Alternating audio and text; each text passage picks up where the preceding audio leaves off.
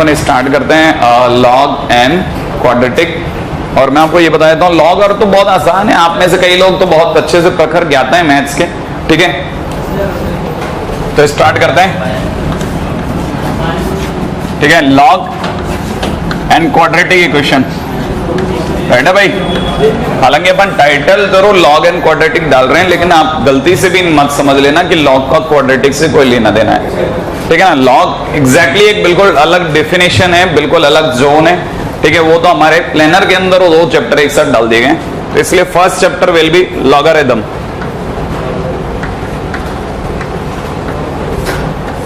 ठीक है भाई। सबसे पहले तो अपन लॉग को पढ़ेंगे, है ना। लॉग को, लॉग बहुत आसान है जैसा समझा जाता है भी आसान।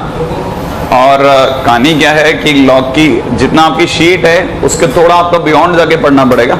हमारी शीट बिगनर्स के लिए तो बिल्कुल नहीं है, और एक तरह से देखा जाए तो है भी। यही शीट 11th वालों की भी लगती है, ठीक है। तो आप तो 13 के स्टूडेंट हैं, उम्मीद है 2 साल की मैच्योरिटी ज्यादा होना आपको फायदा ही देगा, ठीक है। तो ज्यादा कंपैरेटिवली ज्यादा जल्दी समझ सकते हैं चीजों को, ठीक है। तो अपन स्टार्ट करते हैं लॉग के बारे में, लेकिन इससे पहले कि अपन लॉग के अंदर जाएं, पहले मैं आपको बता देता हूं कि लॉग से पहले कुछ बेसिक बातें हैं, ठीक है, जो जरूर पढ़ लेनी चाहिए और जो नॉर्मली नहीं बताई जाती हैं, ये सोच के कि बच्चे को तो सब पता ही है, ठीक है। मैंने जैसे पढ़ाया है बच्चों को, मुझे लगता है कि बच्चों को सब पता है, ठीक है। और वाकई में सच्ची बात ही है। अपन बस इसके बारे में एक बार और पक्का कर लेते हैं। जैसे नंबर सिस्टम आप में सबको ध्यान ही है, नंबर सिस्टम जैसी नई चीज सुनी आप लोगों ने, हाँ सुनी होगी ना आप लोगों ने, है ना। एक बार जरा है ना फटाफट से एक रिव्यू मार लेते हैं फटाफट से। नंबर सिस्टम, मैं तो बस सिर्फ ये याद दिलाता जाऊंगा कि आप लोगों ने एन सुना है, नेचुरल नंबर। मतलब आप लोगों ने जिस तरह का रिएक्शन दिया था उसको सुनकर के थोड़ा डर लगा, ठीक है। दूसरे नंबर पे होल नंबर, याद होगा होल नंबर माने कंप्लीट नंबर, है ना। कंप्लीट नंबर ही तब हुए थे जब जीरो का आविष्कार हुआ, ठीक है। अनफॉर्चुनेटली इंडिया वालों ने दिया था ये, ठीक है, इंडियंस, क्योंकि इंडिया वालों को ही सबसे गधेड़ा मानते हैं, ठीक है। सही है भाई। तो this is whole number. Whole number के बाद आया integer, minus infinite, that dash, -3, -2, -1, 0, 1, 2, 3, सही है, से लेकर के इनफाइनाइट तक, यस एग्जैक्टली, है ना। This is integer. इंटीजर के अंदर जो जीरो के आगे वाले नंबर हैं, they all are positive integer known as i plus. Integer में जो जीरो के पीछे वाले हैं, they all are negative integers known as i minus. Zero is the sole integer which is neither coming into the positive integer nor in negative integer, ये दोनों में ही नहीं आता, सही है। इसलिए इसकी कैटेगरी अलग है ये इंटीजर ना पॉजिटिव में ना नेगेटिव में। बस आपको छोटी छोटी चीजों का आइडिया होना चाहिए। जैसे नॉन नेगेटिव इंटीजर अगर किसी ने बोल दिया कि what is non negative integer, तो आपको पता होना चाहिए कि आपने बाजार में जाके आवाज लगाई कि बताओ कितने लोग ऐसे हैं जो नेगेटिव नहीं है इंटीजर्स में, तो सबसे पहले आके खड़ा होगा जीरो, फिर अगले नंबर पे जो नेगेटिव नहीं है दैट इज 1, फिर 2, फिर 3, फिर 4, और ऐसे आकर के पूरा। This is non negative. Non negative और पॉजिटिव में डिफरेंस यही पता चल जाता है, positive starting from 1 whereas non negative starting from 0, है ना। तो दोनों के बीच में फर्क का जीरो का ही है कि नहीं। ये जरूर छोटी छोटी बातें जो आपको पता होनी चाहिए, 8th क्लास 9th क्लास की बातें। हालांकि हम लोग इसलिए रिपीट करते हैं कि स्टूडेंट बाद में पछताए नहीं कि भाई ये सब बताया नहीं था, ठीक है। नॉन नेगेटिव हो गया, और फिर उसके बाद में हम लोगों को जब इंटीजर मिल गए, फिर हमने ऑपरेशंस चालू करे, इंटीजर में इंटीजर जोड़ा, इंटीजर में इंटीजर घटाया, इंटीजर में इंटीजर की मल्टीप्लाई करी। लेकिन मजा तब आया जब हमने इंटीजर में इंटीजर का डिवाइड मार दिया, राइट है भाई। जब मैंने इंटीजर में इंटीजर का डिवाइड मारा, अच्छा इंटीजर में इंटीजर का डिवाइड लगाते क्या हुआ, इंटीजर में इंटीजर का डिवाइड लगाते क्यू प्रकट हो गया। Q is nothing but rational number, सही ना भाई। It is nothing but rational number. Rational number के अंदर एक बड़ी शानदार चीज छुपी हुई है, रेशो, सही है ना। उम्मीद है आप में से कई लोगों की नजर पड़ती है इस पे कि रैशनल नंबर पे रेशो छुपा हुआ है। तो अपने आप में what ever coming in the terms of ratio p by q that is a rational number. ये बहुत बचपन से सुनी हुई कहानी है, सही है। अच्छा तो p by q वट मतलब जो भी नंबर p by q की फॉर्म में दिखाया जा सकता है दैट इज रैशनल नंबर, जहां पे p और q दोनों इंटीजर है और नीचे जो क्यू बैठा है वो 0 नहीं है। ये सब पुरानी बात है ना, सबको पता है, ठीक है। अगर देखा जाए तो इसके बारे में यही P and Q they both are belonging from integer, ठीक है, और Q is not equal to 0, जैसा P बाई Q के बारे में बताया जाता है। लेकिन मैं आपको ये भी बताना पसंद करूंगा कि P बाई Q के लिए सिर्फ इतना कहना ही काफी नहीं है, जहां से रैशनल प्रकट होते हैं वहीं से इर्रेशनल नंबर भी प्रकट होते हैं, ठीक है।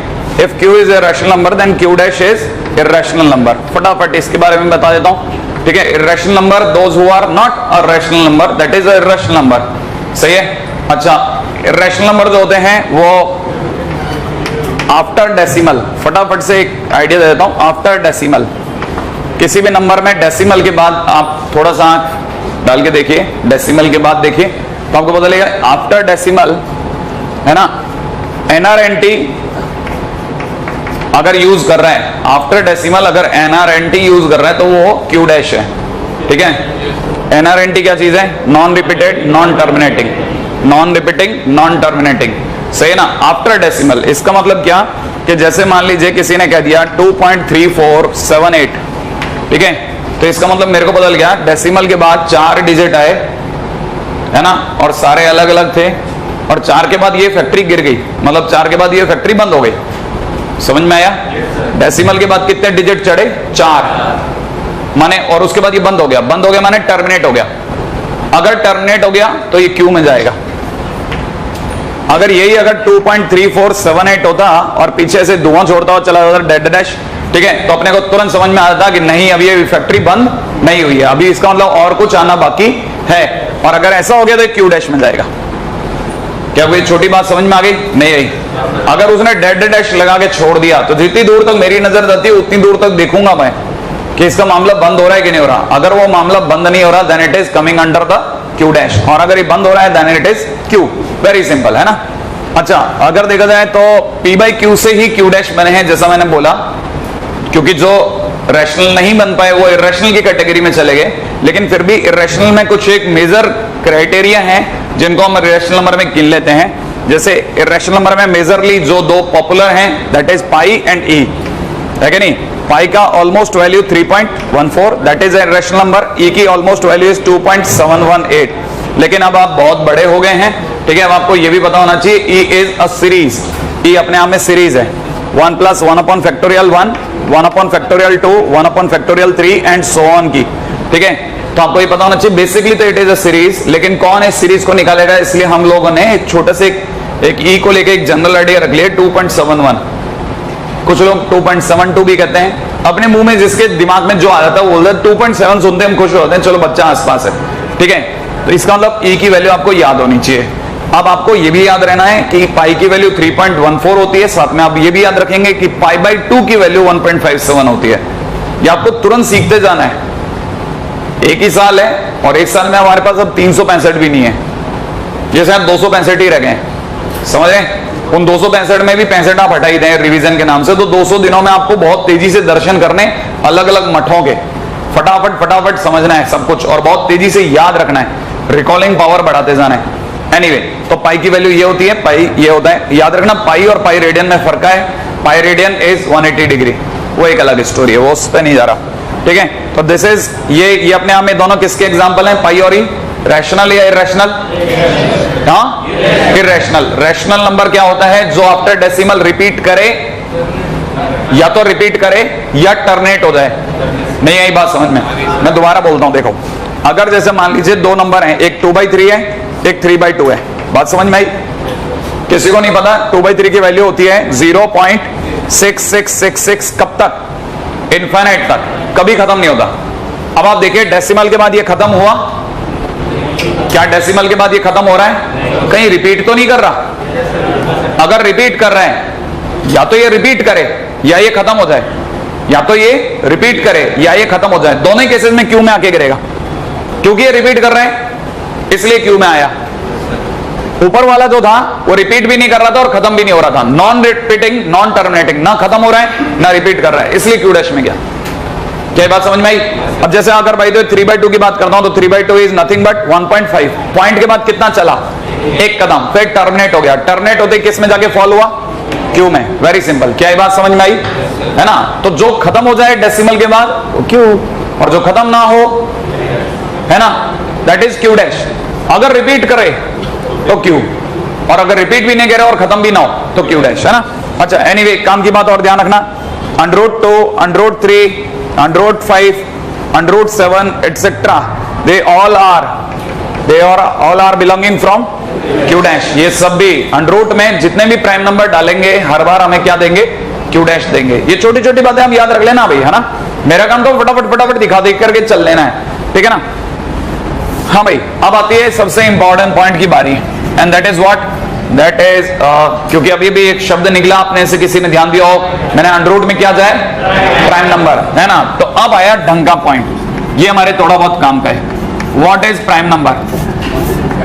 प्राइम नंबर क्या होता है? नॉर्मली हमारे के दिमाग में होता है कि प्राइम नंबर एक ऐसा नंबर होता है जिसमें या तो खुद का या फिर 1 का डिवीजन जाए, है ना। हाँ, आप जो बोल रहे हैं उसी को हम लोग गंदे तरीके से बोलते हैं कि इसका मतलब ये कि जिस नंबर के 2 ही फैक्टर हो, जिस नंबर के 2 ही फैक्टर हो, सही है। आप कहते हो जिसमें 2 डिवीजन जाए, या तो 1 का या खुद का, हम कहते हैं जिसके 2 फैक्टर हो। तो prime number, a number having 2 factors only, जिसके भी 2 फैक्टर हैं, that is a prime number. और जो प्राइम नंबर नहीं है, दैट इज कंपोजिट नंबर, सही है भाई, कंपोजिट नंबर, ठीक है। A number which is not a prime number, और ढंग से बोला जाए तो a number having more than 2 factors, more than 2 factors, जिसके भी 2 से ज्यादा फैक्टर हो वो अपने आप में किस में जाके गिरेगा, कंपोजिट नंबर में, राइट है। फटाफट इतना लिख लें, फिर आगे सोचते हैं, ठीक है। जो भी काम का है मिनिमम शब्दों में न्यूनतम समय में लिख लें आप।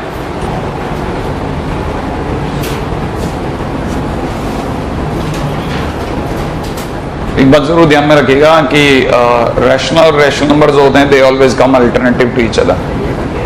ये हमेशा दोनों एक दूसरे के बाद आते हैं, अल्टरनेटिव टू ईच अदर होते हैं। रैशनल नंबर और irrational number, they always come alternate to each other. एक बात नंबर 2 ये भी ध्यान रखना कि रैशनल नंबर के अंदर ये जो रैशनल के बाद इरेशनल आएगा, ये बात तो पक्की हो गई क्योंकि दोनों अल्टरनेट हैं, लेकिन कब आएगा कोई नहीं जानता। माने what is the gap, nobody knows. तो अपने को इसमें दिमाग नहीं लगाना, अपने को तो ये पता होना चाहिए कि रैशनल के बाद रैशनल आएगा और रैशनल के बाद रैशनल आएगा, सही है।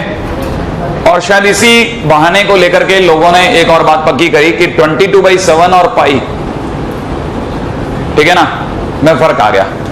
22/7 is not exactly equal to pi, pi is not exactly equal to 22/7। ये मैं आपको वापस क्लियर कर दूं, है ना, नहीं आई बात समझ में, है ना। 22/7 जो है वो एक रैशनल नंबर में गिना जाता है।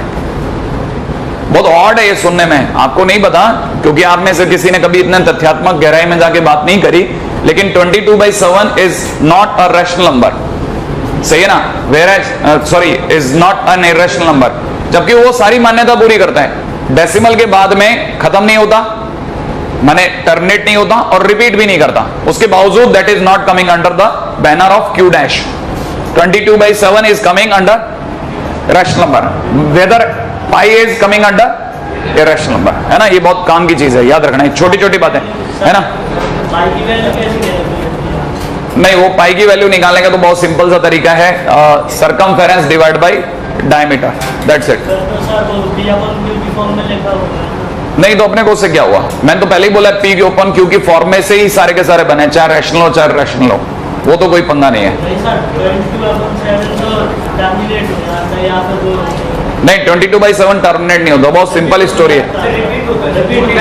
कौन रिपीट होता है? 22/7 कभी रिपीट नहीं होता, नहीं होता रिपीट। आपको ये भी बता देता हूं, अगर जैसे 2.3 क्या 3.1428 आपने आगे बढ़ाना चालू करा, नहीं नहीं कभी रिपीट नहीं होता।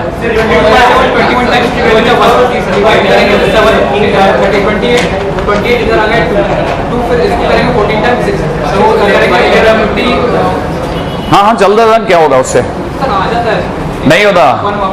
हाँ एक तो वापस आएगा लेकिन not coming in the same sequence.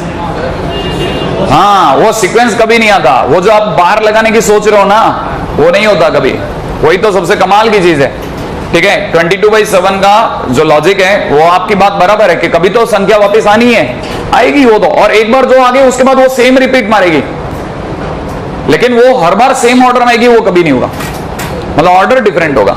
मैं वही तो सुनना चाह रहा हूं कि आप में से किसी ने अगर पीछा किया है तो कितनी दूर तक किया है, क्योंकि मजेदार बात है कि आपने कभी बैठ के सोचा, जिसने अभी तो फिर भी it is very easy to, अरे वाह आजकल यहाँ पे बिजली है ना, नहीं यूएसए वाली फील आनी चाहिए ना, है कि नहीं, वहां तो दैड़ दैड़ दैड़ गिरती रहती, पापी इतने ना पापी, ठीक है ठीक है।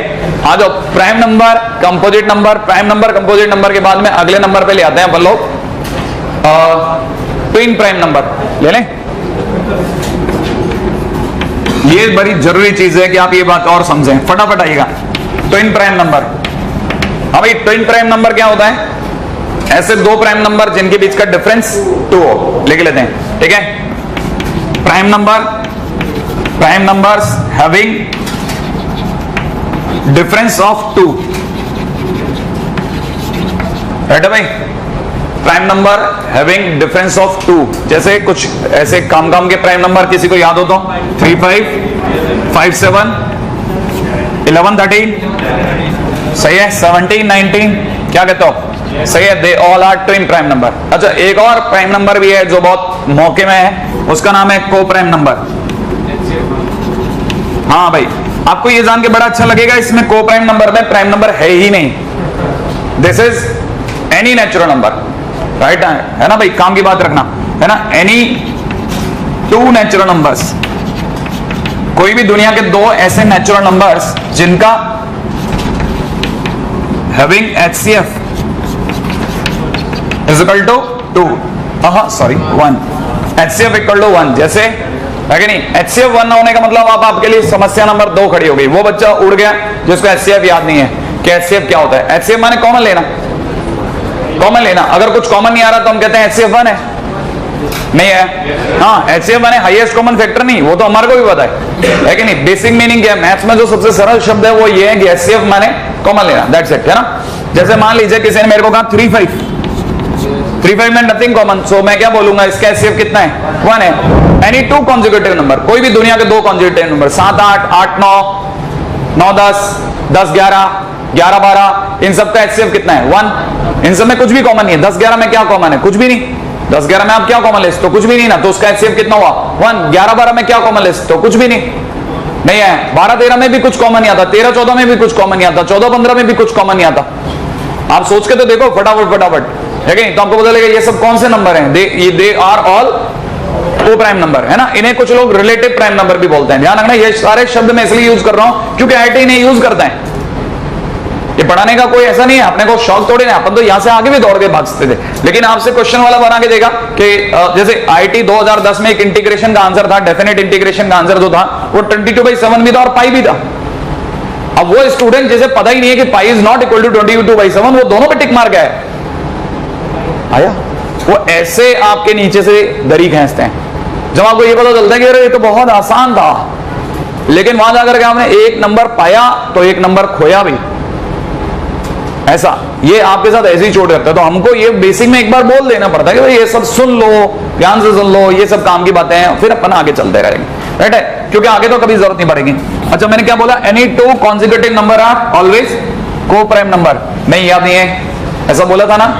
हाँ तो अपन क्या बोलेंगे, 3, 5, 5, 7, ठीक है, 7, 8 एटसेट्रा, ठीक है। अच्छा दुनिया का सबसे छोटा प्राइम नंबर क्या है, 2। एक बच्चा मेरे पास है, सर -2 नहीं होता क्या प्राइम नंबर, क्या जवाब दूं बताओ, नहीं होता, नेगेटिव नंबर प्राइम नंबर नहीं होते, खत्म बात, नहीं है। अगर होते तो हमें नहीं पता होता क्या सही बात है, आप अपने लिए सोचो, मेरे लिए मत सोचो, मेरे लिए मत सोचो, आपको नहीं पता होता -3, आपको कभी तो कोई तो बोलता, सही है ना। ऐसे थोड़ा अपने अंदर भी इंट्रोस्पेक्ट भी क्या करो, ठीक है। अच्छा दुनिया का सबसे क्या, दुनिया का इवन प्राइम नंबर बोलो, 2। दुनिया में जितने भी प्राइम नंबर है rather than 2 they all are odd. दुनिया का सबसे छोटा कंपोजिट नंबर, सबसे छोटा कंपोजिट नंबर 4, हाँ ना, composite number is not a prime number. तो अगला नंबर कौन है, 4। देखो एक किसी के पास नहीं, ना प्राइम में ना कंपोजिट में, एक किसी के पास नहीं, ना प्राइम में ना कंपोजिट में। 2 किसके पास है, प्राइम के पास है। 3 किसके पास है, प्राइम के पास है। तो 4 किसके पास आएगा, कंपोजिट के पास, क्योंकि 4 is not a prime number. है कि नहीं? लेकिन सर कंपोजिट नंबर का मतलब होता है जिसके तो एक से ज्यादा फैक्टर हो, तो क्या 4 को 3 चीजों से डिवाइड कर सकते हैं? हाँ, मैंने कहा 1 से, 4 से, 2 से। आप 2 से 4 को डिवाइड नहीं कर सकते? 1 से कर सकते हो, 4 से कर सकते हो, तो इसका मतलब 3 फैक्टर हुए ना, और अगर 3 फैक्टर हुए तो क्या बोलूंगा? Composite number. समझ रहे हैं आप? हाँ, इसीलिए स्टूडेंट को आजकल आईआईटी के बारे में 8 से बता देना चालू करते हैं, 8वीं क्लास से, क्योंकि ये वो जगह है जहां पे हम सबसे हल्के हैं। ये सारी बातें हैं जो कंपोजिट, प्राइम, ये ढिमका फलाना, इरेशनल वेरिएशनल, ये सब कहां की बातें हैं? ये सब 8, 9, 10 की बातें हैं। उस समय अगर आपको ये सब अच्छे से बढ़ा दिया गया होता तो इतनी सारी बातों की हमारे को जरूरत नहीं पड़ती। ठीक है, एनीवे आगे चलो। ठीक है, ये सब बातें हो गई। अब इसके बाद में अगले पॉइंट के ऊपर हम बात करेंगे फटाफट से। नेक्स्ट पॉइंट के ऊपर चर्चा करते हैं। ट्विन प्राइम नंबर हो गया, को प्राइम नंबर हो गया, कंपोजिट नंबर हो गया, सही है, इरेशनल हो गया। अच्छा, अब आ जाते हैं पॉइंट पे। अगला लिखिएगा फटाफट से। हाँ भाई, अब नोट डाल दीजिए और आगे चलते हैं। यहां से अपन मैं बाहर आ रहा हूं, फटाफट समझेगा। लिखिएगा नोट में पहला point, sum difference multiplication, sum difference product and quotient, sum difference product and quotient of 2 rational number is always rational, is always rational। लिख लिया? और is always a rational। Rational को अगर आप जोड़ोगे, घटाओगे, गुणा करोगे, भाग दोगे तो एक रैशनल नंबर ही आएगा। सही है ना भाई? हाँ, हमेशा ये क्या देंगे? रैशनल देंगे। But in case of irrational number, but in case of an irrational number, but in case of an irrational number, some difference product and quotient, some difference product and quotient can be rational or irrational, both can be rational or irrational, both।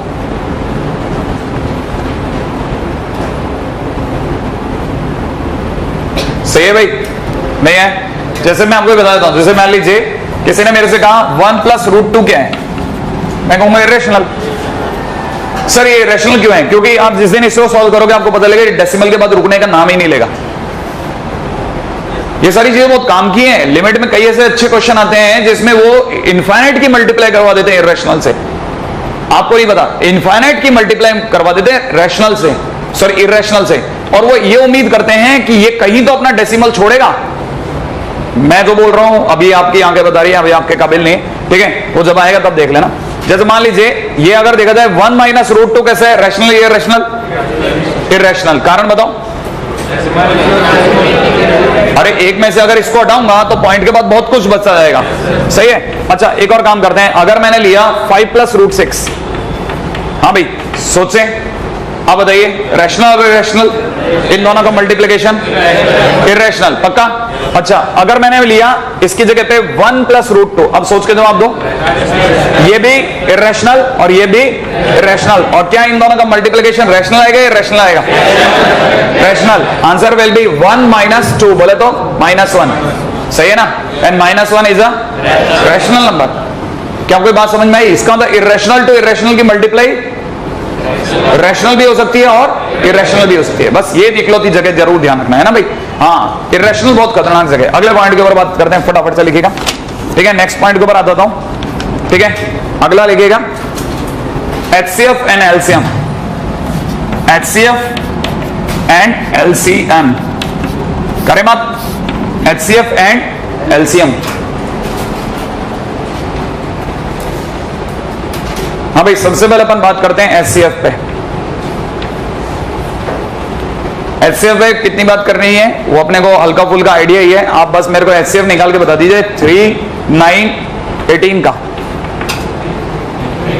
कितना आया? 3, simple. सही है?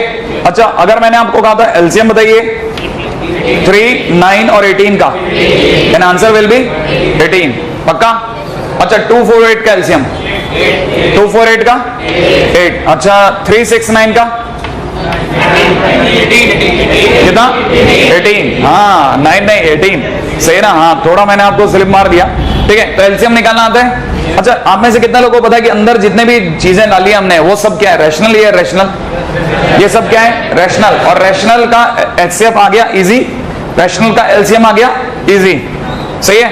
अब मैं आपसे अगला question दे रहा हूं, देखो अब आप मेरे को बताना, next is LCM of 3 and pi, 3 पाई, ठीक है, याद रखना नॉट पॉसिबल। कारण सुनो, क्यों नॉट पॉसिबल, इसलिए नॉट पॉसिबल क्योंकि this is a rational number whether this is an irrational number. Rational और इरेशनल का एलसीएम संभव नहीं होता।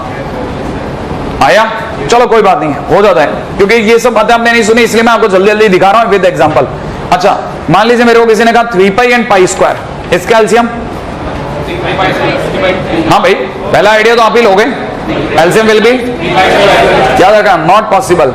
कारण क्यों, अब क्या लफड़ा हो गया sir, they always have LCM in the same category, they always have LCM in the same category. 3 पाई और पाई का संभव है, लेकिन 3 पाई और pi square is a different category, आसान आदमी को समझाने के लिए, ठीक है ना। और अदरवाइज अगर मान लो, जैसे मान लो आपने क्या सोच लिया, आपने आंसर सोचा 3 पाई स्क्वायर, सपोज, है ना। अब मैं आपको प्रॉपर रास्ते से लेके चलता हूं। अगर मान लीजिए आपने आंसर 3 पाई स्क्वायर सोचा, तो 3 पाई स्क्वायर में दोनों का डिवाइड देने पर एक इंटीजर बचना चाहिए, नहीं है समझ में। जैसे 3 पाई में, 3 पाई स्क्वायर में अगर आपने पहले नंबर 3 पाई का डिवाइड मारा तो क्या बचेगा, pi, and pi is not belonging to an integer, so it is not an LCM of it. कहानी पकड़ में आई आपको या नहीं आई? हाँ, एलसीएम में आने के बाद में जो आपका एलसीएम आता है उसके बाद तीनों का डिवीजन पे इंटीजर बचना चाहिए। जैसे कहने का मतलब ये कि जैसे 18 है, 18 में 3 का भाग लगाओ, 18 में 9 का डिवाइड मारो, 18 में 18 का डिवाइड मारो, हर चीज आपको एक इंटीजर दे रही है, नहीं है? हाँ, ये बहुत सिंपल परंतु काम की चीज है। आई, अच्छा, तो आपके हिसाब से सर अब एक बच्चे के दिमाग में आना चाहिए, सर अगर मैं आपको बोलता हूं 3 पाई और पाई, तो आपके हिसाब से आंसर पहली बात तो पॉसिबल होगा क्योंकि they belong to the same category. Pi की कैटेगरी से आंसर कितना होगा, 3 पाई, और 3 पाई में इन दोनों का डिवीजन एक इंटीजर देगा। हाँ देखो ना, 3 पाई में 3 पाई का डिवीजन 1 देगा, दैट इज एन इंटीजर। पाई का डिवीजन 3 देगा, दैट इज एन इंटीजर। आया, तो इसका मतलब जो भी आप एलसीएम सोच रहे हैं उसमें डिवीजन इंटीजर देना चाहिए, प्रॉपर रूल तो ये है। क्या कहानी पकड़ में आएगी? और अगर बाई द वे आदिवासी रूल तो मैंने बता ही दिया आपको कि they belong to the same category, ठीक है ना। एलसीएम और एचसीएफ के ऊपर की एक छोटी सी एक जानकारी जो आपके लिए फिर काम किया, मैं जैसा कह रहा हूं बेसिक जुगाड़ रहा हूं मैं आपका, ठीक है। नेक्स्ट पॉइंट अगर यहां तक हो गया हो तो जो भी काम की चीजें, मैं सिर्फ एग्जांपल लेता जा रहा हूं, आगे चलता जा रहा हूं, एग्जांपल लेते जा रहा हूं, आगे चलता जा रहा हूं, ठीक है। हाँ पॉसिबल है, तभी तो मैंने चेक यही तो करवा रहा हूं। 3 पाई में 3 पाई का डिवीजन 1 दे रहे हैं, 3 पाई में पाई का डिवीजन 3 दे रहे हैं, इसका मतलब इंटीजर आ रहा है, इसका मतलब पॉसिबल है, सही है। यहां तक की बात भी हो गई। अच्छा, इसके बाद में आइए LCM of fraction part. Fraction part मतलब फ्रैक्शनल वैल्यूज, जैसे a by b, c by d, e by f. अगर मुझे इसका एलसीएम निकालना तो कैसे निकलेगा एलसीएम? हाँ भाई, इसके बाद की बात सोचते हैं अपन लोग। हाँ भाई, किसी को दिमाग में आया? अगर मुझे इसका एलसीएम निकालना है तो इसको एलसीएम निकालने के लिए I will use the formula, LCM किसका, ACE का तो एलसीएम, और नीचे वाले का HCF, बिल्कुल एग्जैक्टली। किस किस का HCF? BDF का। क्या ये बात समझ में आई? है ना। हर बार ध्यान रखना आपको कैसे क्वेश्चन को सॉल्व करना है। फ्रैक्शन वैल्यूज है तो आपको एलसीएम ध्यान आना चाहिए। जैसे मान लीजिए किसी ने मेरे से कहा कि LCM of pi by 3 and 3 pi by 4, बात समझ में आई? अगर मेरे से किसी ने कहा इसका एलसीएम बताओ, पहली बात तो एलसीएम पॉसिबल होगा क्योंकि दोनों पाई की कैटेगरी के हैं, सही है। और क्या होगा वो अब ये चेक कर लेते हैं। मेरे को क्या करना चाहिए, एलसीएम कैसे निकालो? ऊपर वाले का एलसीएम पाई और 3 पाई का तो, और नीचे वाले का HCF। नीचे वाला कौन है? 3 और 4। आपको पता होगा ऊपर वाले का एलसीएम विल बी 3 पाई और नीचे वाले का HCF विल बी 1, तो आंसर विल बी 3 पाई, सही है। और मेरी बात दोबारा सोचिए, एक एक का डिवीजन मार के देख लो, आंसर एक इंटीजर आ रहा होगा, राइट। अगले बातें,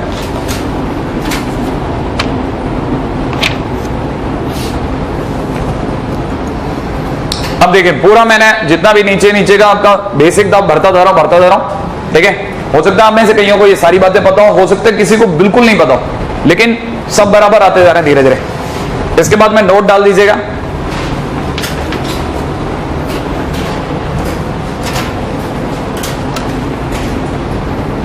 हाँ भाई अगली बात रख रहा हूं, ठीक है। अगला पॉइंट लिखिएगा, product of HCF and LCM, product of HCF and LCM, product of HCF and LCM is equal to product of the numbers, is equal to product of the numbers.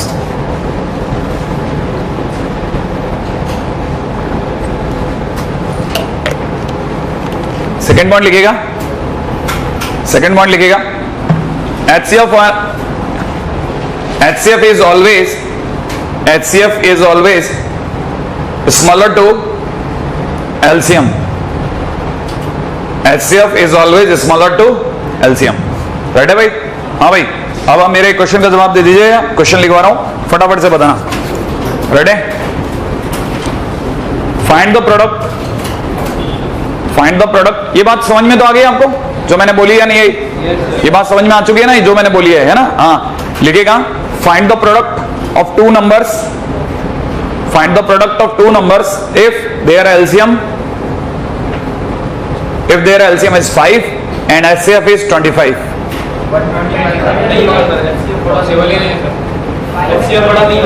हाँ भाई सुनने में आ गया, इसका मतलब क्या, नॉट पॉसिबल, क्योंकि HCF is 25 and LCM is 5। तो याद रखना LCM क्या है, हाँ बहुत काम की चीज है, मैंने यही तो चीज आपको बोली, LCM is 5 and HCF is 25, not possible. बस पहले तो आप यही बात खत्म कर दो, प्रोडक्ट तो बाद में चलेगा, प्रोडक्ट तो बाद में देखेंगे, वरना हमेशा हर एक किसी के दिमाग में खट से 125 आता है कि नहीं। लेकिन आपके यहाँ पे कोई कभी ना कभी आपको अचानक चेता जाएगा, बस बचा देगा, नहीं तो आप में से सभी बोल चुके थे ऑलमोस्ट, सही है। हाँ इक्वल तो हो ही सकता है ना, वो तो ऑब्वियस ही बात है, ठीक है। अगले पॉइंट पे आता हूं, नेक्स्ट अगला पॉइंट लगा रहा हूं खट से ने, है कि नहीं। HCF LCM के बाद में नेक्स्ट पॉइंट फटाफट, दैट इज रिमाइंडर थ्योरम।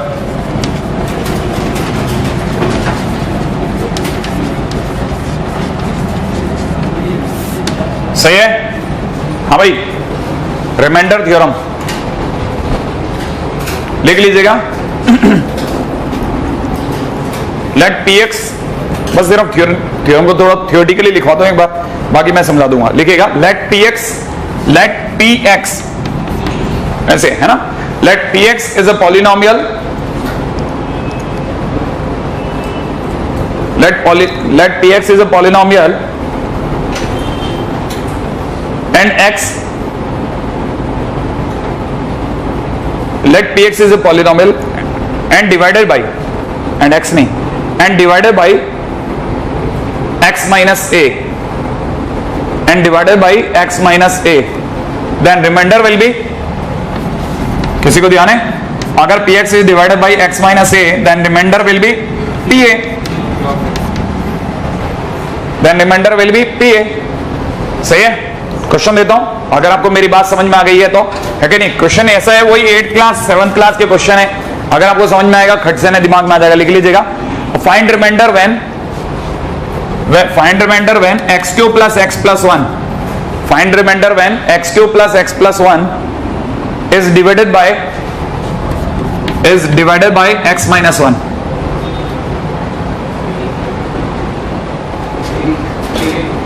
हाँ भाई सोच लिया, कितने लोगों को समझ में आ गया। a इज इक्वल टू कितना है साहब 1, x माइनस ए से कंपैरिजन करते ही पता चल गया a इज इक्वल टू कितना है 1। सो इसका मतलब reminder is equal to t1 माने x की जगह कितना रख दूं 1, x की जगह 1 रखते, 1 का क्यूब प्लस 1 प्लस 1 बोले तो 3, तो remainder is equal to 3, right है भाई, एज सिंपल एज दैट। अगले क्वेश्चन पे आ जाओ, अगला पॉइंट ले रहा हूं, ठीक है। Next is factor theorem. ये जो भी मैं लिखवा रहा हूं अभी बहुत लोअर स्केल है, धीरे धीरे स्केल अपने आप अप होता जाएगा, ठीक है। फैक्टर थ्योरम, हाँ भाई any idea about factor theorem? नहीं, बिल्कुल when px is divided by x minus a and having pa equal to 0, सही है। अगर बाय द वे pa की वैल्यू 0 आ गई तो हम समझ जाएंगे then x minus a will be the factor of px, है ना भाई। तो लिख लेते हैं जरा इसको, थियोरेटिकली लिख लीजिएगा। when px be a polynomial, when px be a polynomial, when px be a polynomial and x minus a is factor of polynomial, and x minus a is factor of polynomial, is factor of polynomial, then pa equal to 0, तब pa की value कितनी आएगी? 0। सही है? Question लिख लेते हैं फटाफट से, लिख लीजिएगा। हाँ भाई, check whether x minus 3 is factor of x cube minus 6x square plus 11x minus 6। हाँ भाई, ये चेक करके बताइए क्या x minus 3 इसका फैक्टर है या नहीं है। कैसे चेक करेंगे? सबसे पहले ये जो दिया गया ये कौन है? ये क्या है? px, x cube minus 6x square plus 11x minus 6 is px। हाँ भाई, मेरे को चेक करना है क्या? क्या चेक करना है? मुझे क्या चेक करना है? p3 की वैल्यू 0 आ रही है या नहीं आ रही है? क्योंकि अगर by the way x minus 3 इसका फैक्टर है तो p3 की वैल्यू 0 आएगी। p3 की वैल्यू 0 लाने का मतलब x की जगह 3 डालो, 27, 6 माइनस 9, 6 इंटू 9 है ना, 54 प्लस 11 इंटू 3, 33। सही है? माइनस 6। हाँ भाई, क्या कहते हो? 0 आ रही है कि नहीं आ रही है? सो इसका मतलब क्या? इसका मतलब x minus 3 is factor of, लिख लेंगे, x cube minus 6x square plus 11x minus 6। खटाखट छोटी छोटी बातें संपूर्ण, राइट है? हाँ भाई, अब इसके बाद में आपसे छोटी छोटी बातों के आगे अब मेरे को सिखाओ, है कि नहीं? एक शानदार चीज सिखाना भाई। लेट्स सी कि आप कैसे सिखाते हैं, है ना? उम्मीद है आपने कभी 4 में 3 का डिवाइड लगाया हुआ। हाँ भाई, लगाने के बाद में क्या बचता है? 1 टाइम गया, 3 गया, 1 इज रिमाइंडर। सही है?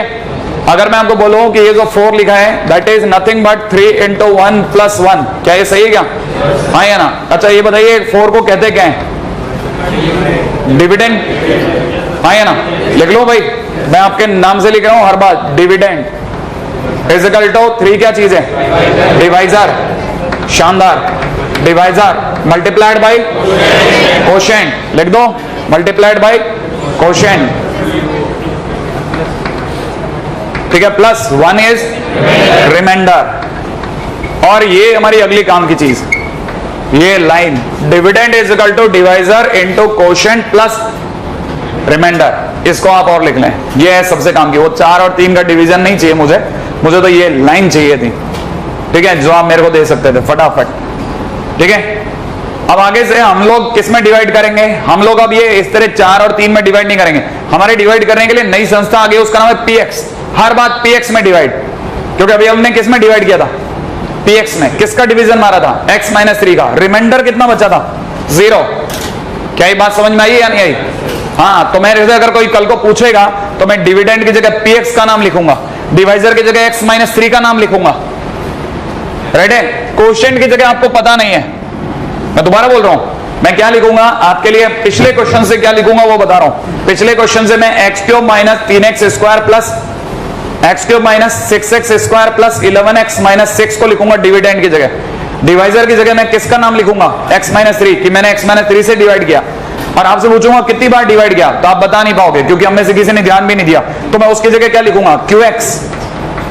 राइट है? And remainder is 0। रिमाइंडर की जगह 0 लिखूंगा। क्या आपको ये बात समझ में आई? नहीं आई? जिस दिन आप qx का पता कर लोगे आपका आंसर आ जाएगा, ये जरूर याद रखना है ना भाई। जिस दिन आप qx का पता चल जाएगा आपका आंसर आ जाएगा। ये बात ध्यान से सुनना, ठीक है ना? तो आपको ये चीज अब आपको ध्यान रखनी है कि अब हमारी दुनिया में 4, 3, 14, 15 जैसे नंबर घट गए, उनकी जगह किसने ले लिए? पॉलिनोमियल्स ने ले लिए। उनकी जगह पॉलिनोमियल ने ले लिया। अब हर चीज हमारे लिए पॉलिनोमियल में चलेगी, माने चीजें थोड़ी सी कॉम्प्लेक्स कर दी अब हमने। राइट है? हटा रहा सिर्फ चीज समझा रहा हूं, आगे चलता जा रहा हूं। राइट है? आइएगा एक क्वेश्चन करेंगे, है ना? ये जरूरी है अब आपके लिए सीखना। यहां से अब आप धीरे धीरे ग्रो अप कर रहे हैं। लिखिएगा, if px is divided by x minus 1 if px is divided by x minus 1 and remainder is 5 and remainder is 5, देख लिया, remainder is 5, again px is divided by, again px is divided by, again px is divided by x plus 2 and remainder is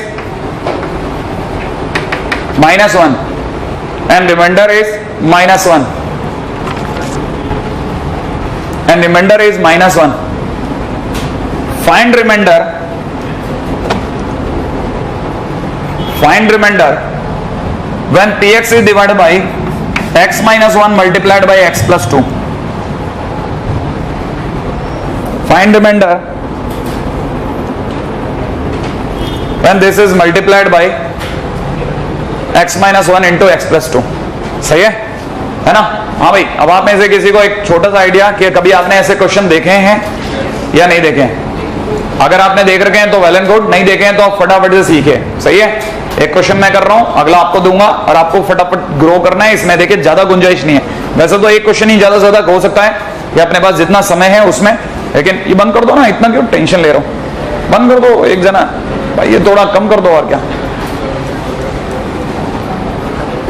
नहीं जरूरत नहीं है।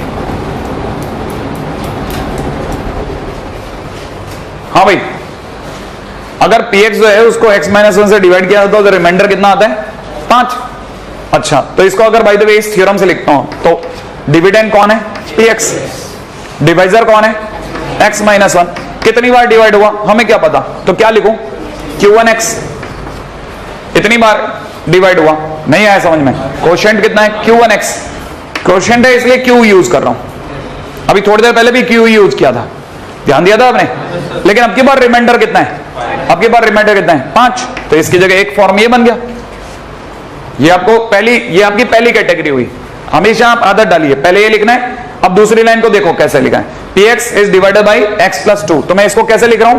px is divided by x plus 2 how many times? q2 times, माने q2 is quotient, इतनी बार गया भाग, है कि नहीं? और रिमाइंडर क्या बचा? -1, तो रिमाइंडर इज -1। अब आपके पास दो इक्वेशन हो गई, रेड है? अब तीसरी इक्वेशन को फॉर्म करना है। तीसरी इक्वेशन में हमारे को कुछ नहीं पता, वो वही जानना चाहता है, ठीक है? और आप डायरेक्ट सीखेंगे, डायरेक्ट। अगर 11th के स्टूडेंट तो टहला के लेके जाता, ठीक है, आपको डायरेक्ट लेके जाऊंगा। थर्ड इज उसी px को किससे डिवाइड कर रहा हूं? x minus 1 into x minus 2 से, x प्लस 2 से। कितनी बार जाएगा हमें नहीं पता, उसको क्या बोलूं? q3, सही है? और रिमाइंडर, रिमाइंडर ही तो वो पूछना चाह रहे हैं। तो याद रखना, अगर बाय द वे आपने क्वाड्रेटिक से डिवाइड किया, किससे डिवाइड किया? क्वाड्रेटिक से डिवाइड किया, तो रिमाइंडर एक लीनियर को लीजिए। बात समझ में आई? अगर क्यूबिक से डिवाइड कर रहे हो तो रिमाइंडर क्वाड्रेटिक को लो, 1 डिग्री कम करके ले लेना चाहिए। नहीं है? ये बात समझ में आई? कैसे, क्यों सर ऐसा क्यों कर रहे हो? अरे देखना, तू दिमाग लगा। अगर यहां पे ये जो चीज है ना, अगर मान लो आपका रिमाइंडर यहां पे सपोज कुछ भी होता ऊपर 3 से डिवाइड कर रहे होते, और अगर मान लो रिमाइंडर यहां पे 5 बचता, तो आप कहते यार पागल आदमी, एक बार और डिवाइड मार। नहीं है? अगर रिमाइंडर जो है वो 4 से बड़ा है, अगर रिमाइंडर 4 से बड़ा है तो डिवाइड जा सकता है ना, तो दे ना तू डिवाइड। नहीं है? 3 से बड़ा, सॉरी, हाँ, वो रिमाइंडर अगर 3 से बड़ा है तो एक बार और डिवाइड मारना।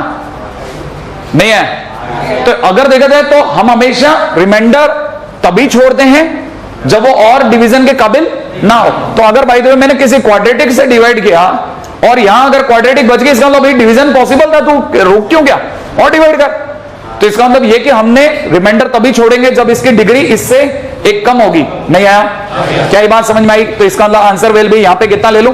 ax प्लस बी, क्योंकि मुझे पता थोड़ी ना आंसर। अब ये ax प्लस बी ही मेरा आंसर बनेगा, मुझे सिर्फ इसी का फेयर निकालना है, और उसके लिए उसने 2 आदमी भेजे मेरे लिए। इनसे कैसे काम में लोगे सर आप, है कि नहीं? इनको आपको नहीं पता, लेकिन इनको, इनके लिए मेरे पास 2 वैल्यूज आ गई। बताऊं कौन कौन सी 2 वैल्यूज आई है? एक तो आई है P1 और एक आई है P-2। देखो जरा, P1 की वैल्यू मेरे पास हाजिर कैसे है? अगर मैं लिखता हूं P1, तो मेरे को क्या करना है? x की जगह पे 1 डालना है। x की जगह 1 डालते ही P1, लेकिन x की जगह 1 डालते ही पूरी पार्टी साफ। सोचो क्यों? x की जगह 1 डालते ही 0, 0 से मल्टीप्लाई होते पूरा उड़ गया, बोलो हाँ या ना। बचा कितना 5, तो P1 की वैल्यू कितनी दी है भाई 5, ये दिया है मेरे को। तो सोचो दूसरी वैल्यू क्या सोच सकता हूं, P-2, वो भी दिया हुआ है। देखो जैसे मैं x की जगह -2 डालूंगा, ये पूरी वैल्यू कितनी बन जाएगी यहां से यहां तक 0, क्योंकि x-2 के अंदर x+2 में जिस दिन मैं x की जगह -2 डालूंगा, -2 और 2 0, 0 से मल्टीप्लाई होते पूरा 0, तो बचेगा क्या -1, तो P-2 = -1। अब मेरे को सरकार ने 2 हथियार दिए हैं, अगर मुझे सरकार ने ये 2 हथियार दिए, मैं इनमें इसका यूज करूंगा। अब मैं भी वापस एक बार P1 फटकूंगा, मैं अब की बार इसमें x की जगह कितना डालूंगा 1, अगर मैं x की जगह 1 डालूंगा तो P1 आएगा, लेकिन P1 की वैल्यू कितनी है 5, तो मैं दुनिया को बताऊंगा भाई यहाँ तो 5 है। अब मैं जैसे x की जगह 1 डालूंगा, ये पूरा 0, फिर से x की जगह 1 डालते हैं, यहाँ कितना हो गया साहब, x की जगह 1 डालते हैं इट इज a + b। क्या मेरे पास a और b को लेके इक्वेशन फॉर्म हुई? अब एक और इक्वेशन की दरकार है, क्वेश्चन खत्म। अब मैं दूसरी बार क्या डालूंगा, x की जगह पे कितना -2, अगर मैं x की जगह -2 डालता हूं तो x की जगह -2 डालते इट इज P-2, और P-2 की value will be -1 equal to x की जगह -2 डालते ही -2 और +2 0, और 0 से गुणा होते ही यहां से यहां तक सब 0, बचेगा कौन -2 यहां, तो it will be -2a + b। ये देखो मेरे पास एक और a और b को लेके एक इक्वेशन और फॉर्म हुई। क्या मेरे पास 2 इक्वेशन फॉर्म हो गई? अब मेरे पास अगर 2 इक्वेशन फॉर्म होगी, क्या मैं a और b की वैल्यू निकाल सकता हूं? क्या करूंगा, घटा दूंगा, घटाते क्या हो जाएगा, b कट गया, -2a -a कितना हो गया, -3a इज इक्वल टू -6, तो a is equal to 2, a की वैल्यू मेरे हिसाब से 2 आ रही है ना भाई, -3a इज इक्वल टू -6 है ना, हाँ भाई, और b इज इक्वल टू कितना आ गया, b इज इक्वल टू 3, सही है, देख लेना आ गया, सही है, सो सिंपल। तो रिमाइंडर क्या बचा, अरे अपन तो रिमाइंडर ढूंढ रहे थे ना।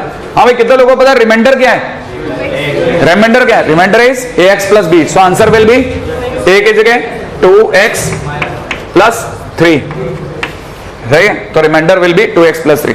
ठीक है, जेई में पूछा गया क्वेश्चन है साहब, ठीक है, किसी के घर से नहीं बना, ठीक है, इसलिए मेरे को ये बताना पड़ रहा है, क्योंकि जब ऐसा ही कोई और क्वेश्चन कभी आपके सामने आ जाएगा तो आप अपने पूरे पीछे के मैथ्स में जाके टटोलोगे ना कि कौन से टीचर ने मुझे कब पढ़ाया, और ये क्वेश्चन अगर आ गया तो मैं किस पे इल्जाम डालूं,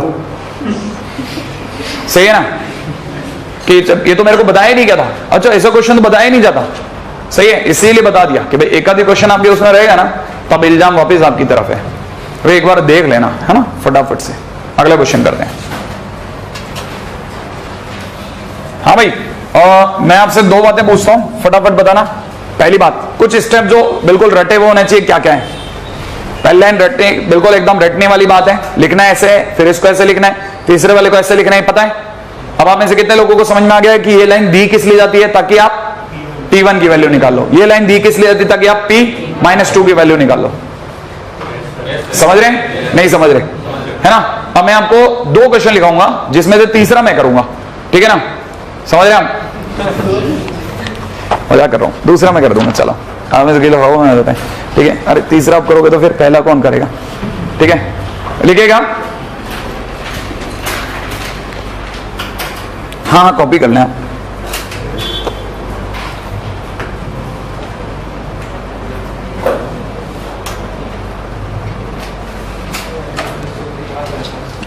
लिख लीजिएगा, अगला क्वेश्चन है when px is divided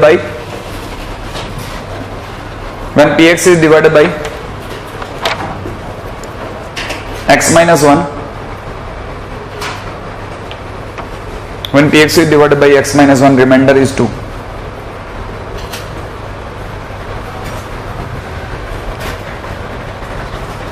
If it is divided by x minus 2, if it is divided by x minus 2, if it is divided by x minus 2, remainder is 1.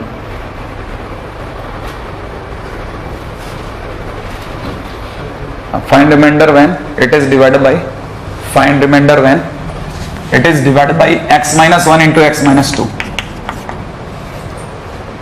ठीक है, सिंपल, ओके, ठीक है। अगला लिखिएगा, फाइंड रिमाइंडर व्हेन, ये थोड़ा फिर भी काम का क्वेश्चन है ना? Find remainder when x to the power 135 plus x to the power 125 minus x to the power 115 plus x to the power 5 plus 1 देख लिया, is divided by x cube minus x.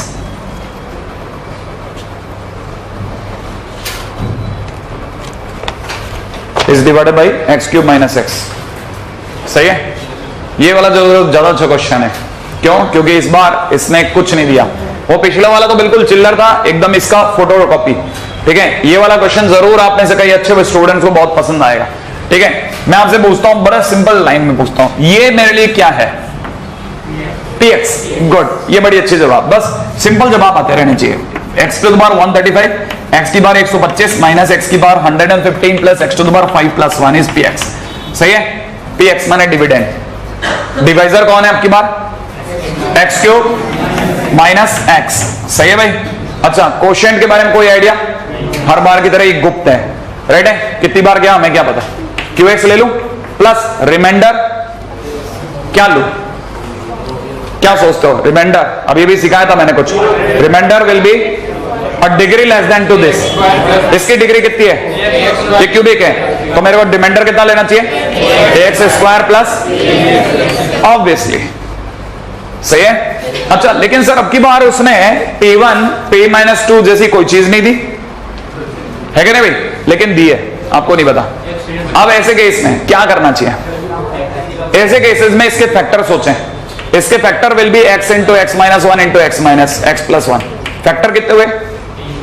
Factor कितने हुए? 3। कौन कौन से? Critical point बोलो। Critical point क्या है? 0 माइनस 1, 0 माइनस 1 और 1। ये आपके 3 पॉइंट है, आपको नहीं पता। आपको ये पता चलना चाहिए। पहली बात आप दिमाग इसका मतलब क्वेश्चन वैसा है। आप सोचो कि पिछली बार आपको दिया गया था p1 और p-2, उसी की मदद से हमने क्वेश्चन सॉल्व करा था। लेकिन ये p1 क्या काम दे रहा था? p1 क्या काम कर रहा था? p1 आपके लिए इसको 0 करने का काम कर रहा था। p1 क्यों दिया था ना? p1 आपको क्यों फायदा दे रहा था? क्योंकि x की जगह जैसे आपने 1 रखा था, 1 माइनस 1 0 हो रहा था, और 0 के चक्कर में पूरी पार्टी साफ हो रही है। आप p1 से 5 पे पहुंच रहे थे। नहीं आया समझ में? सेम केस उधर है भाई। आपको ये 3 नंबर में ऐसे बता सकता हूं जिन पे ये पूरा साफ हो जाएगा। यहां से लेके यहां तक ये पूरा डब्बा है ना, ये साफ हो सकता है। कौन कौन से 3 नंबर? 0, 1 और -1। Use them. अब आपके लिए मैं x इक्वल टू 0 रखता हूं। देखो, x की जगह 0 रखते, देखो मैं रख के कितनी खटाखट कैलकुलेशन 1 आया नहीं आया? आप कैलकुलेट ही नहीं कर पाए। x की जगह 0 रखते ही 1 नहीं आया। x की जगह 0 रखते ही इट इज 1 इक्वल टू, मैं x की जगह 0 रखते ही 0 नहीं नहीं नहीं। धीरे क्यों सोच रहे हो? x की जगह 0 का ना 4 बच्चों का है, बाकी लोग कहां हैं? x की जगह 0 रखते ही ये कितना है? यहां से यहां तक 0 आया। अच्छा, x की जगह 0 रखते ही c, तो आप में से कई लोगों को चमक गया c की वैल्यू 1। चलो abc में c तो चमक गया। अब दूसरे नंबर में मुझे क्या रखना चाहिए? x की जगह 1। x की जगह 1 रखते 1 1 1 2 2 और एक 3 और एक 4, 4 में से 1 गया 3। गुड। x की जगह 1 रखते ही 1 माइनस 1 0, उस चक्कर में पूरा डब्बा 0। और यहां कितना रह गया साहब? a plus b plus 1। ऐसा कह रहे थे आप? नहीं? अच्छा बताइए साहब, इससे क्या समझ में आया? a plus b is equal to 2। a plus b is equal to 2। क्या ये बात समझ में आई? अब x की जगह कितना चमकाऊं? -1। x की जगह -1 रखते ही कितना हो गया? -1 -1 1। ये दोनों कट गए, कितना आया? 1 मेरे हिसाब से। -1 ले लेता हूं, सही है, it is more correct. x की जगह -1 लगते ही -1 और 1 0 है कि नहीं? अच्छा, और उधर कितना बचा? -1 लगते ही a माइनस बी प्लस 1। आपकी कई लोगों की अब कैलकुलेशन डूबने लगी धीरे धीरे। a minus b is equal to -2। सही है क्या भाई? अच्छा, सॉल्व करने के लिए ऐड करा 2a बराबर 0, इसका मतलब a की वैल्यू 0। अच्छा, a की वैल्यू 0 रखता हूं तो b की वैल्यू 2। इसका मतलब रिमाइंडर कितना है? रिमाइंडर हो गया, a की जगह 0 रखता हूं, उड़ गया है ना 0 प्लस b की जगह कितना? 2x plus 1। तो आंसर विल बी, सही है। वैसे आप x क्यूब माइनस x से कई लोग गंवारों की तरह डिवाइड भी कर लेते हैं। ठीक है कि मैं लाई दूंगा, चिंता मत करो, सर रिमाइंडर आ जाएगा, आप तो बस आराम से बैठो।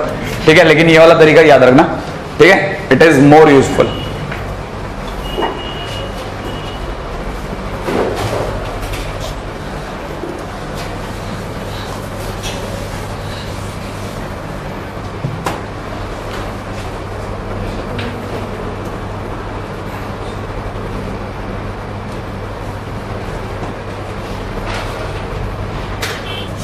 ठीक है, एक नोट डाल के चलिएगा। Product of are conjugative, product of are conjugative number is divisible by factorial r. Product of r consecutive number is divisible by factorial r always. Is divisible by factorial r always. या r factorial. ठीक है, ये question करते हैं फटाफट से आएगा। Prove that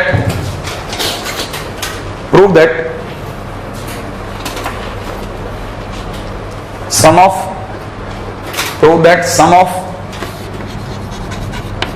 an integer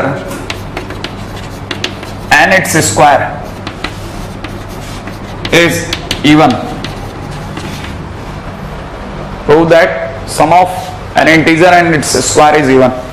किसी भी इंटीजर और उसके स्क्वायर का सम इवन होता है। कितने लोगों को ये बात समझ में आई कि जरा दिमाग लगाइए, इंटीजर बोले तो इंटीजर का घर में नाम n और उसका स्क्वायर n स्क्वायर, और इन दोनों का क्या कर रहे हैं, सम। तो आंसर ये हो गया, n प्लस एन स्क्वायर को ढूंढ रहे हैं। हमको तो ये चेक करना है कि n प्लस एन स्क्वायर एक इवन है। सही बात है। अच्छा, कितने लोगों को ये पता है कि इवन कब होता है, जब उसमें 2 का डिवाइड चला जाए। क्या ये बात सही है? आप में से कितने लोगों को ये बात समझ में आ रही है कि इसमें से n कॉमन लेते हैं, n इंटू एन प्लस 1 है जो लिखा है, हाँ या ना? क्या ये 2 कॉन्जुगेटिव इंटीजर हैं? कितने कॉन्जुगेटिव इंटीजर हैं? 2 कॉन्जुगेटिव इंटीजर, और 2 कॉन्जुगेटिव इंटीजर है, इसका मतलब डिविजिबल बाय फैक्टोरियल 2, इसका मतलब डिविजिबल बाय 2, इसका मतलब इवन नंबर। खत्म। नहीं आया? ये 2 लगातार नंबर हैं, 2 लगातार नंबर है तो 2 फैक्टोरियल से डिवाइड होंगे, वही तो ऊपर लिखवाया था मैंने। नहीं आई समझ में? r अगर लगातार नंबर है तो वो फैक्टोरियल r से डिवाइड होंगे, तो 2 लगातार number will be divisible by factorial 2। Factorial 2 माने 2 से डिवाइड, फैक्टोरियल 2 से डिवाइड माने इवन नंबर। खत्म। नहीं आया? आया?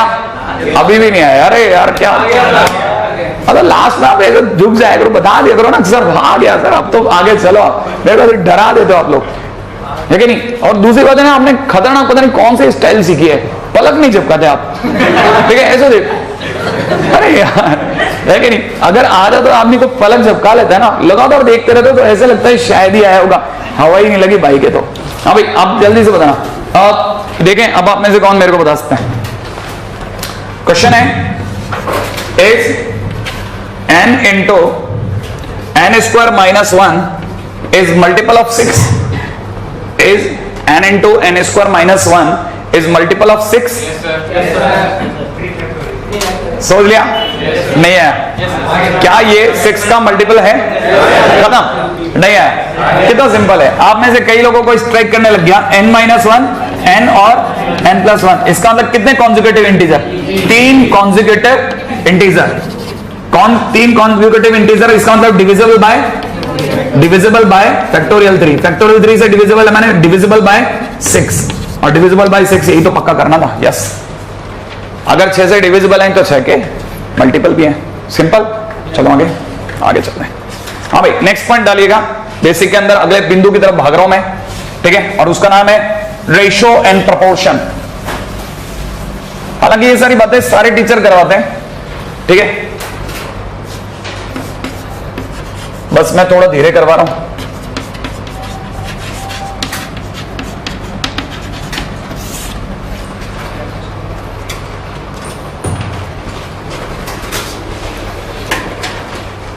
हाँ भाई, रेशियो एंड प्रोपोर्शन।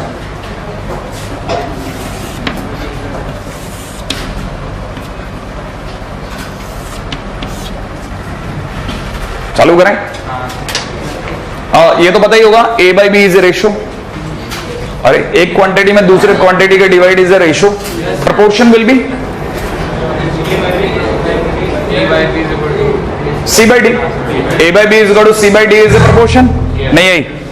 हाँ, तो रेशियो एंड प्रोपोर्शन का तो अपने बेसिक आइडिया तो है ही नहीं है? बेसिक आइडिया पढ़ा है ना, बेसिक आइडिया। अच्छा, आप में से कितने लोगों को, चल बस कुछ नहीं, बस मैं आगे लिखवा देता हूँ, मुद्दे की बातें है ना, ठीक है?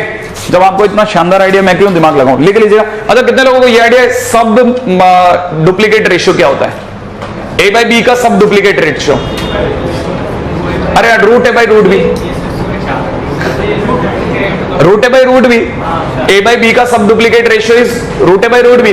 अब एक बच्चे के दिमाग में फिर सर सब ट्रिप्लीकेट भी होता होगा, यस हाँ क्यों नहीं, ए की पावर 1/3 अपॉन बी की पावर 1/3 ट्रिप्लीकेट है ना, बस बेसिक बोलता जा रहा हूं चलता जा रहा हूं। रेडी? हाँ भाई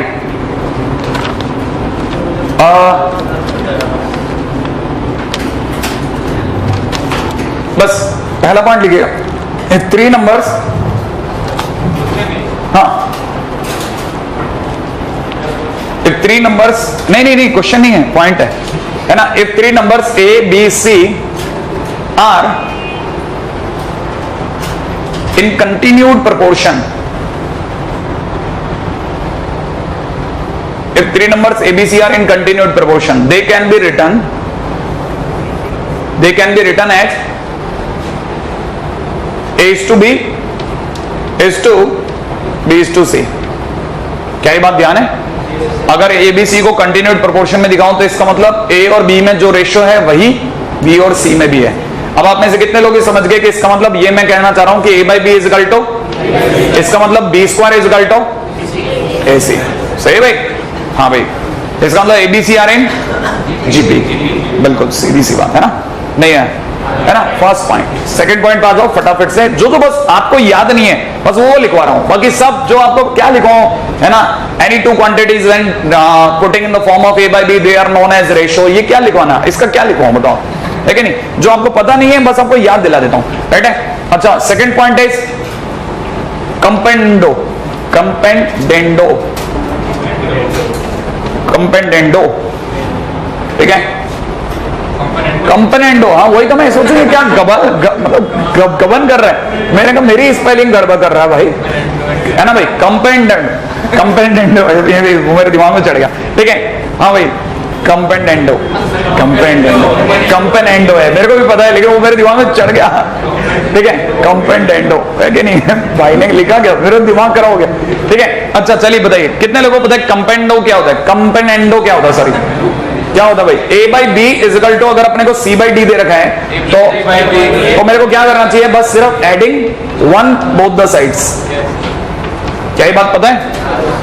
इसका मतलब ये कि इसको मैं कैसे लिख सकता हूं, A by B upon B is equal to C plus D by D, and this is componendo, ठीक है कंपेनेंडो।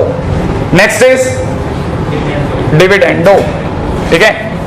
आइए थर्ड वन इज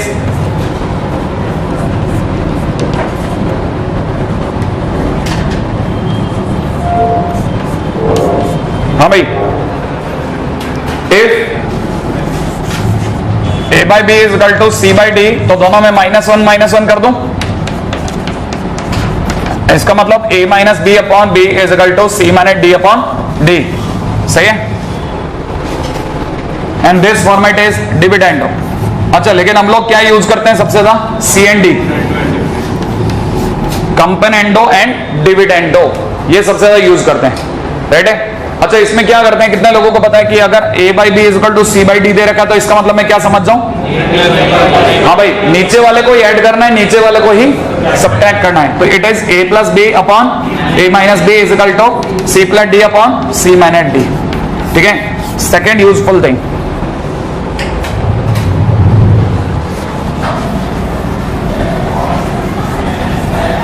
हाँ भाई अगला,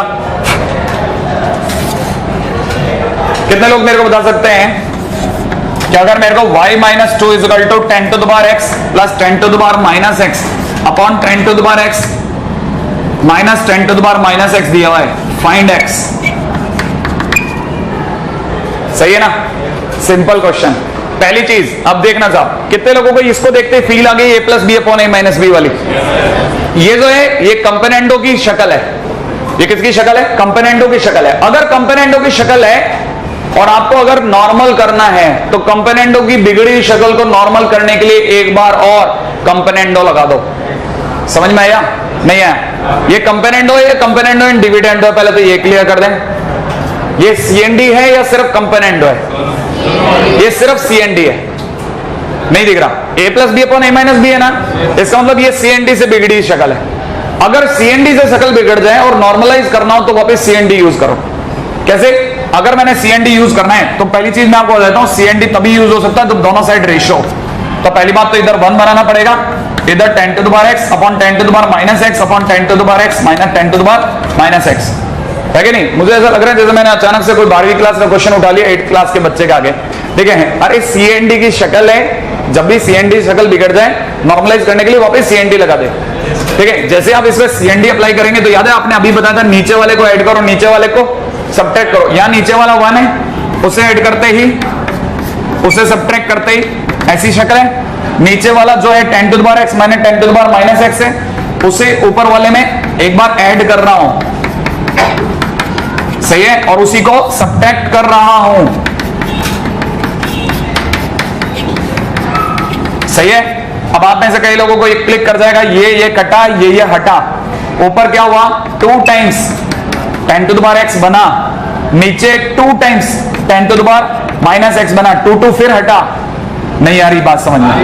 अच्छा ऊपर क्या हो गया y minus 1 upon y minus 3। कई बच्चों को यहां ज्यादा समझ में आ गया 10 टू द पावर 2x बन गया, देखो आप नहीं आई समझ में। सोचो कितनी गंदी शक्ल थी, कितना सिंपल हो गया। लेकिन मुझे क्या चाहिए x, लेकिन x कहां चढ़ा हुआ है? किसी के सर पे। उतारने के लिए लोगों को बुलाएंगे, और लोग किधर लगेंगे, एक तरफ या दोनों तरफ? पहली बात लोग हमेशा दोनों तरफ अप्लाई होंगे, लगा दो लोग, लीजिए साहब लोग लग गए, ठीक है। अच्छा कितने लोगों को याद है कि लोगों को अगर मान लो ये 10 टू द पावर 2x है, 10 के सर पे अगर चढ़ा हुआ है आदमी, तो नीचे उतारने के लिए लोगों की लंबाई भी 10 तो होनी चाहिए ना कम से कम। तो इसका मतलब बेस कितना रखूं 10, ऐसा रखते ही आप में से कई लोगों को पता होगा ये पावर जंप करके और log 10 बेस 10 1, तो यहां से क्या बचा, यहां से बचा 2x इज इक्वल टू कितना log बेस 10 इंटू ब्रैकेट में कितना y minus 1 upon y minus 3, सही है। और finally x is equal to 1/2 उधर आप कर लेना, कर लेंगे ना, सही है। तो that's the way I can get x, सही है। ये सारी चीजें आपको कहां काम में आ सकती हैं, ये सारी चीजें आपको काम में आएंगी। ये सारा नाटक है। अगर मान लो जैसे इसको क्वेश्चन बनाना होता तो वो x नहीं पूछ रहा होता, कहता find f inverse x, inverse function पूछ रहा होता, समझ रहे हैं आप? तो इनवर्स फंक्शन में लास्ट में आपको क्या करना होता है, याद है आपको? x की जगह f इनवर्स x और y की जगह x नहीं है, लेकिन नहीं अगले एम में f इनवर्स x आया था, सही है ना। इसका मतलब ये सारी चीजें फर्जी नहीं है, ये सारी चीजें फर्जी नहीं है। अपन ये तो सीख रहे हैं, ऐसे नहीं कि वो रेशियो एंड प्रोपोर्शन के लिए सीख रहे हैं, सब मैथ्स है। हाँ कौन सी चीज कब कहां गुथ जाए, कब कहां काम में आ जाए, ठीक है। ये बैल नहीं बजाएगा, है कि नहीं? और मैं ज्यादा देर नहीं झेलूंगा, आज मैं आपको वो खुशी दे रहा हूँ वो वाली, ठीक है समय से पहले जाने की, ठीक है। और क्या पकौड़े वकौड़े खाओ आप, मिलते हैं ना केशवपुरा चौराहे पे। अच्छा चलिए, तो मैं आपको क्या लॉग में काम दे दूं? हाँ या ना, आज के दिन कुछ काम तो करो, कम से कम आपको लगे तो सही आप मैथ्स पढ़ के आए हो, ठीक है। एक सेकंड दिखा ना, है क्या इसमें लॉग? हाँ है ना, आ जाओ जल्दी से, इससे पहले की बेल बज जाए। लिखिएगा एक्सरसाइज 1 पेज नंबर 18, ठीक है। लेफ्ट साइड का पेपर, व्हाइट कलर का पेज, ब्लैक कलर की प्रिंटिंग। कई लोगों को बहुत सारी जानकारी चाहिए होती है ना, ठीक है। एक्सरसाइज 1 सुनने से काम नहीं चलता, पेज नंबर तो मैं सब बता देता हूँ, ठीक है। एक्सरसाइज 1 क्वेश्चन नंबर 1 2 3 5 6 7, ठीक है। जो आज के आज हाथों के हाथों निपटा सकते हैं। अरे यार खुशी छीन लिया आपके हाथों से इस आदमी ने। हाँ भाई, question number 1 exercise 2 level 1, exercise 2 level 1 में question number 1, question number 3, question number 4, right है, क्वेश्चन नंबर 4। इसके बाद में सब्जेक्टिव टाइप में पेज नंबर 26 पे क्वेश्चन नंबर 1, और ये फैक्टर वेक्टर कर लेते हो क्या आप, है ना। तो क्वेश्चन नंबर 2,